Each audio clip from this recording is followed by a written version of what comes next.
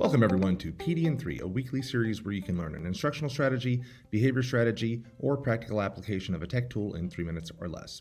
This is our first in a multi-week series focusing on targeted instruction for small groups. The first component of targeted instruction we'll be focusing on is setup for Digital Academy. Joining us this week is Dr. Carrie Wells, a second grade teacher at Wiles Elementary, who will walk us through how she sets up small groups via Zoom and independent practice on Canvas. Let's dive in. At the beginning of the year, I assessed my students using several different instruments, and I continue to do that throughout the year. One thing we use is the ISIT, so we were able to look at their vocabulary, comprehension, fluency, spelling, etc.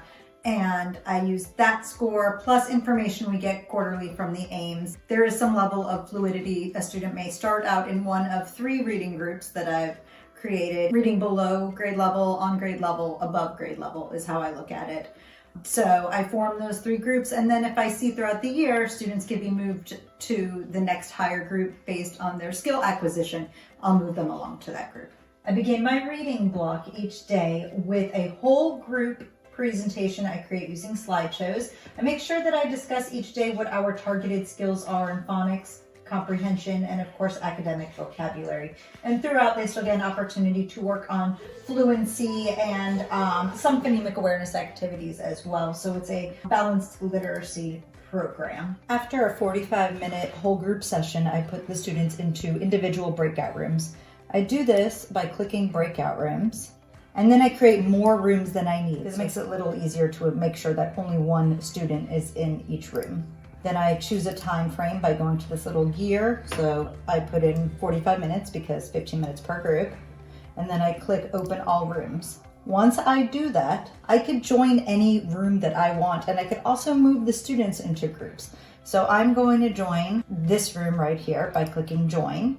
And then I could pull students into that room with me. So while everyone else is assigned to their own room, they could be working on their independent work, and I would be with my small group providing individualized instruction. After assigning students to their individual breakout rooms, those who are not with me in a small group will come to my main reading page, select the day, and work on some independent assignments. I usually try to combine assignments that they could do through Canvas and also some paper and pencil tasks. If they click on the red, blue, or green buttons, that will bring up their text for the week. These are all differentiated texts that I work on with them in small group. Next week, we'll be featuring a secondary brick and mortar teacher to show you how she sets up her small groups while her students are working on independent tasks. This has been your PD in 3.